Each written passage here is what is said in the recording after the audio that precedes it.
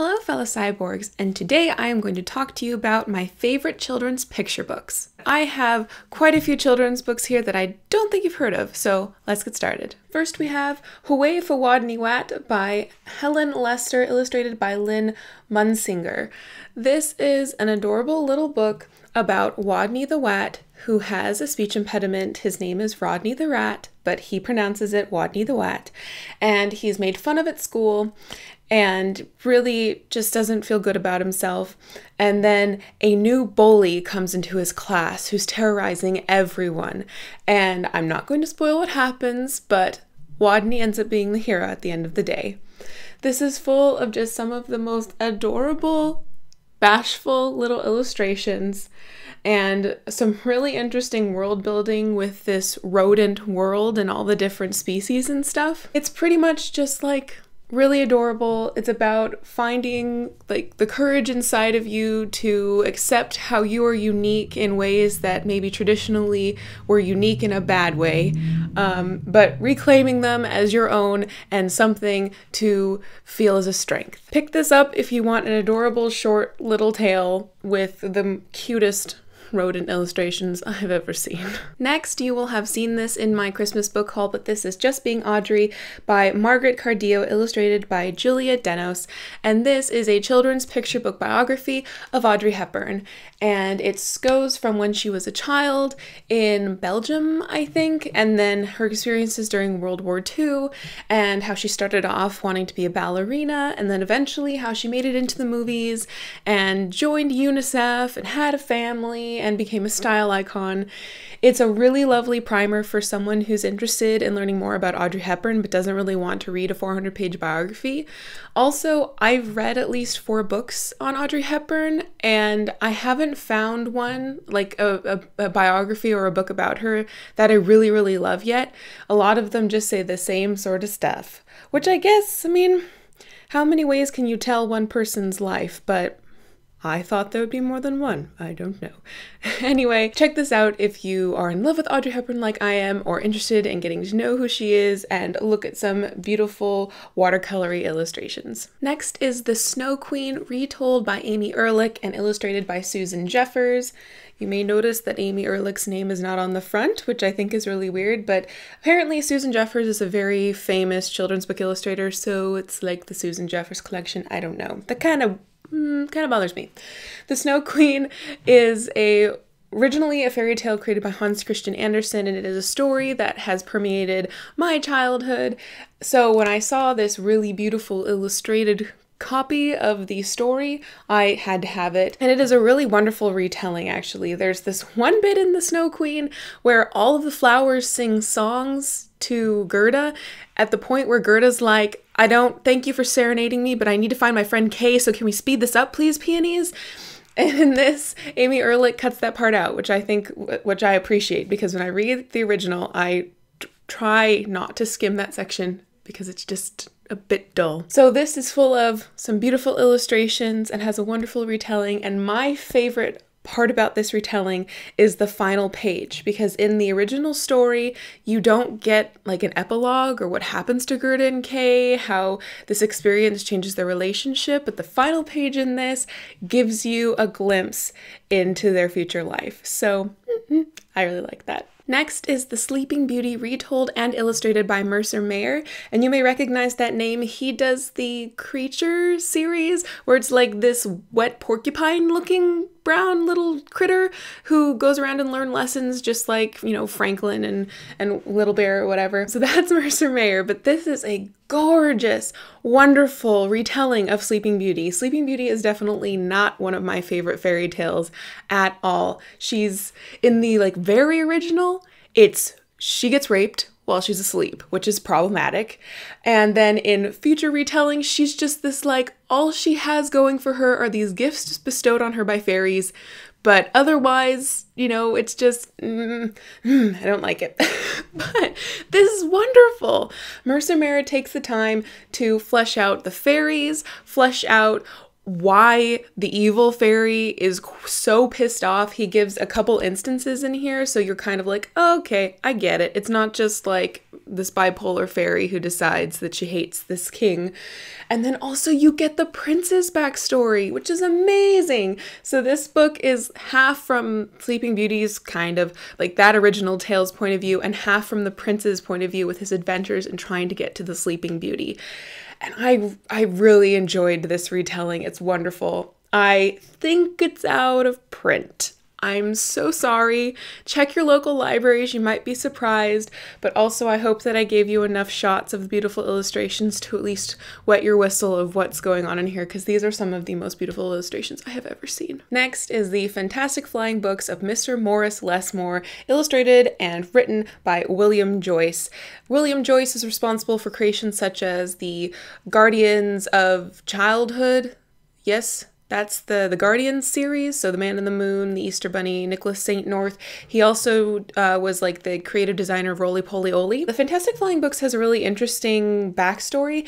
It started out as a story, but before the book could actually be finished, it got turned into an Academy Award-winning animated short, and also it is an interactive story app on the iPad, which the story app is actually how I found it first, but then when I saw that it was a book, I was like, oh yes, yay! So this is a book for book lovers. It is about Morris Lesmore whose life gets blown upside down, and he becomes like the caretaker of a library for sentient moving about books.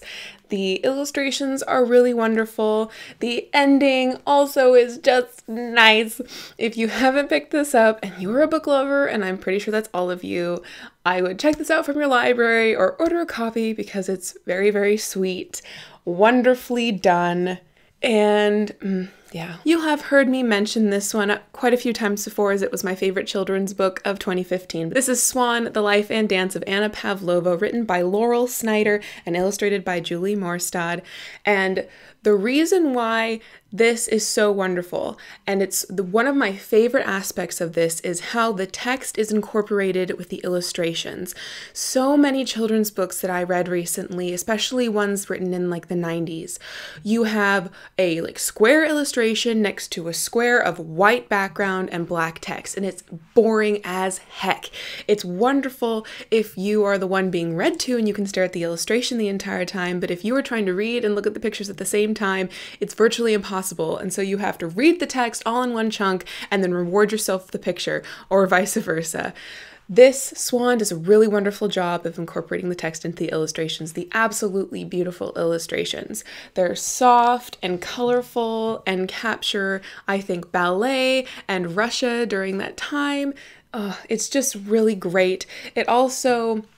It's the life and dance of Anna Pavlova, and this ends with the death of Anna Pavlova, which I think is really important because it's so tempting for an author to write a book about Anna Pavlova and just like end at like the high point of her life. But children, everyone dies and she's already dead. So let's talk about her life, her complete life, and not just skip over the sad bits. You know what I'm saying? Please check out Swan. Please check out Swan. Just do it. Please. All right, here is Frankenstein Takes the Cake by Adam Rex, and this is actually a follow-up to Frankenstein Makes a Sandwich, which I have not read. I found this in the temporary bookstore that took over a Borders location when Borders closed down in the US a couple years ago, and they had a bunch of overstock, weird stuff, you know, it was nothing consistent, but it was just a whole bunch of weird books, and I found this and was just like, I think I need it. I'll tell you why.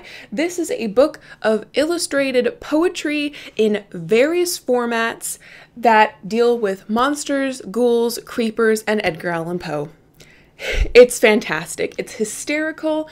Here, let me just real quick read you like the author's note. It'll give you an idea of what you're in for. Okay, so this is from Adam Rex to his readers. My first monster book has sold so well, I bought a gold guitar. Then I had some people fit a second story on my car. And now my mansion has a track where men on jet skis race giraffes. I also held some money back to throw at pigeons just for laughs. So when I asked if Frank could write some more, I told myself, I quote, if that freak will make a sequel, I can buy a bigger boat. He's the poet, did you know it? You deserve an explanation. Frankenstein does all the writing. I provide the motivation. So I said to him, more poems, but he raised his hand, which shook due to a writer's cramp he'd picked up working on the sandwich book, and said, no poems. Poems bad. I think I'm ready to retire, maybe travel, start a hobby, to which I responded, fire! Then I waved around a burning torch that always does the trick. Frankenstein got right to writing rhymes and wrote them all right quick. So as long as they keep sending checks, I am yours truly, Adam Rex. In here, the different formats, as you will see on the screen, there are poems set in comic book format, poems in blog format, poems just in, beautiful illustrated spreads, and then poems making fun of Edgar Allan Poe, which delight me to no end, because as much as I love some of Edgar Allan Poe's writing, he's a problematic dude. So let's poke fun at him when it's appropriate. This is wonderful for near Halloween time, or if you or yourself have a little bit of a morbid curiosity or love things that go bump in the night. I'm so impressed with this.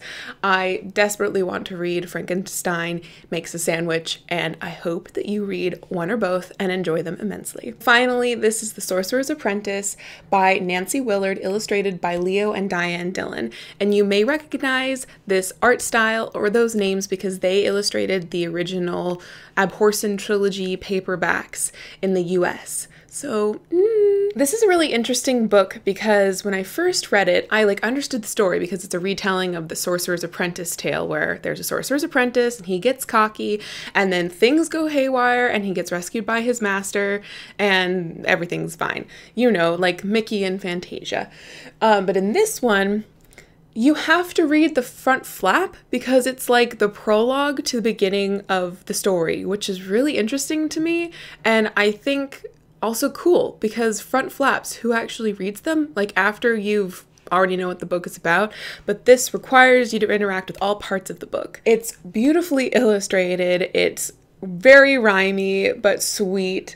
I love the colors. I also love the main character. What is her name? Sylvia. Her character design is just fantastic. I want her outfit and her hair, but that's not the point. This is just wonderfully, wonderfully illustrated, and it's a fun little, almost myth in our culture now. The Sorcerer's Apprentice is such an old sort of tale. So pick this up if you're at all interested. I highly recommend. It's very, very good. So there you have it, my fellow cyborgs. I hope I introduced you to some children's book that piqued your interest and that you hadn't heard of before. I have quite a bit more in my shelves at home, but here's just a teaser of some of the flavors that I so enjoy enough to own copies of. Thank you for watching. Please leave me in the comments down below the title of some of your favorite children's picture books, some that you grew up with, some that you fell in love with as an adult, and some maybe that your children love, if you do indeed have little Spawn running around. Until next time, read some wonderful illustrated children's books and continue to be lovely.